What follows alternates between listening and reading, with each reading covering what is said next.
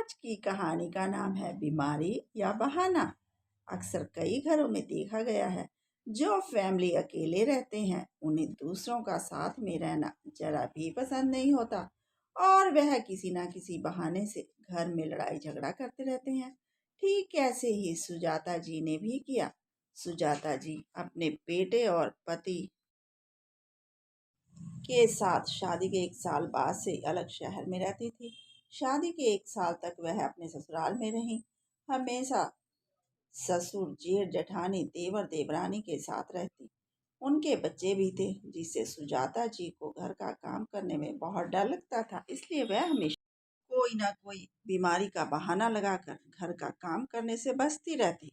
जब उनके 1 साल बाद बेटा पैदा हो गया, तो उनके पति ने अपना तबादला दूर किसी दूसरे शहर में करवा लिया, क्योंकि घर में काम को लेकर हमेशा तू मैं होती रहती थी। धीरे धीरे समय बीता गया और उनका बेटा प्रिंस बड़ा हो गया। जब वह नौकरी करने लगा, तो सुजाता जी ने प्रिंस की शादी आराधना से करवा दी। आराधना के ससुराल में आते ही सुजाता को अजीब सा लगने लगा और वह बीमार रहने का बहाना बनाने लगी।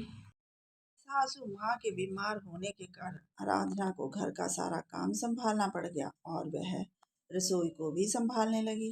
आराधना ने खाना बनाया और बोली कि मम्मी जी खाना खा लो।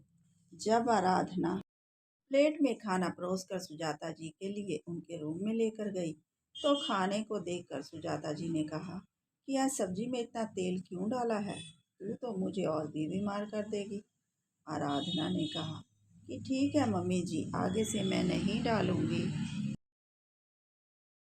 लेकिन आप थोड़ा बहुत खा लीजिए। सुजाता जी ने कहा कि मुझे कुछ नहीं खाना। आराधना खाने की प्लेट लेकर बाहर चली गई। जब शाम को उसका पति प्रिंस आया, तो उसने प्रिंस से मम्मी जी के बारे में पूछा कि उनका कैसा खाना पसंद है। प्रिंस ने कहा कि मम्मी जी बिल्कुल भी खाना नहीं खा सकती। आराधना ने कहा कि ठीक है। जब शाम को सब खाना खा रहे थे, तब प्रिंस के पापा ने खाने की बहुत तारीफ की। तभी सुजाता जी ने कहा कि तुम तो बहू का साथ दोगे ही, तुम भी तो यही चाहते हो कि मैं जल्दी मर जाऊं। आराधना ने कहा, मम्मी जी हम भला ऐसा क्यों चाहेंगे। अगली सुबह प्रिंस और उसके पापा अपने काम पर चले गए, तो आराधना ने काम करते समय टीवी ऑन किया। उस पर गाने लगा लिए, जिसकी आवाज़ सुनकर सुजाता जी जोर जोर से चिल्लाने लगी और बोली, मुझे पता नहीं, मेरे सर में दर्द हो रहा है और तू टीवी लगाकर गाने सुनने में मस्त हुई है। इतना सुनते ही आराधना ने टीवी बंद कर दिया और चुपचाप काम करने लगी। सुजाता जी को अपने घर में आराधना का किसी भी काम को करना या कोई सामान छेड़ना बिल्कुल भी पसंद नहीं था, क्योंकि वह अकेला रहना पसंद करती थी। इसलिए उन्हें आराधना की दखल अंदाजी अच्छी नहीं लग रही थी और बीमारी का बहाना बनाकर अंदर कमरे में ही लेटी रहती थी। बेटे की शादी करके शायद उन्हें कोई पछतावा हो रहा था। रात को आराधना अपने पति प्रिंस के पास बैठकर उसे बताती है और रोती है कि आज फिर मम्मी जी ने उसे टीवी लगाने पर डांटा था। ना ही मम्मी जी को उसका कोई काम किया हुआ पसंद आता है। प्रिंस ने कहा कि तुम मम्मी जी की किसी बात का बुरा मत माना करो, वह तो बीमार रहने के कारण ऐसी हो गई हैं। तभी वहां पर प्रिंस के पापा भी आ जाते हैं। आराधना ने पापा जी से पूछा कि क्या आपने मम्मी जी का कहीं इलाज नहीं करवाया। तभी प्रिंस और पापा ने कहा कि हमने सब टेस्ट करवा लिए, लेकिन कोई बीमारी नहीं पकड़ में आई। आराधना ने नहीं पूछा कि यह बीमारी कब से है। मम्मी जी को पापा ने बताया कि शादी के 2 महीने के बाद ही तुम्हारी मम्मी बीमार रहने लगी। आराधना ने पूछा, पापा आपकी फैमिली में कौन कौन था। पापा ने बताया कि मेरे मम्मी पापा, भैया भाभी, छोटा भाई, छोटी भाभी, उनके बच्चे और मेरी बहन। इसकी बीमारी के कारण घर में काम के कारण हमेशा तू मैं होती रहती थी, इसलिए मैं आकर रहने लग गया। तभी आराधना ने कहा कि एक बार आप मेरे कहने पर उनकी झूठी रिपोर्ट तैयार करवा लीजिए।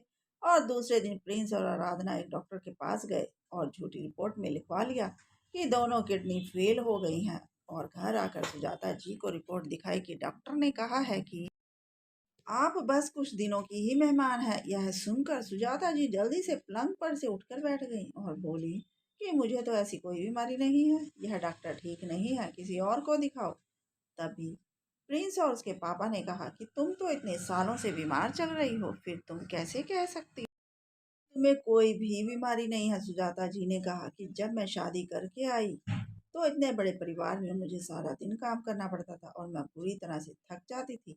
इसलिए काम ना करना पड़े तो मैं बीमारी का बहाना लगाकर लेटी रहती थी। फिर पापा ने कहा कि अब तो तुम्हारी बहू आई है जो कि घर का काम करेगी, फिर अब तुम क्यों बीमार हो। सुजाता जी ने कहा कि पहले इस घर में मेरी चलती थी, लेकिन अब जब जिस दिन से बहू आई है तो हम दोनों का ध्यान इसकी तरफ ज्यादा हो गया। मैं बीमारी का बहाना बनाकर तुम्हारा ध्यान अपनी ओर करना चाहती थी। दोस्तों, ऐसा आज भी कई घरों में होता है, तो प्लीज अपने घर का माहौल हमेशा ठीक रखिए और मेरे चैनल को सब्सक्राइब कीजिए। धन्यवाद।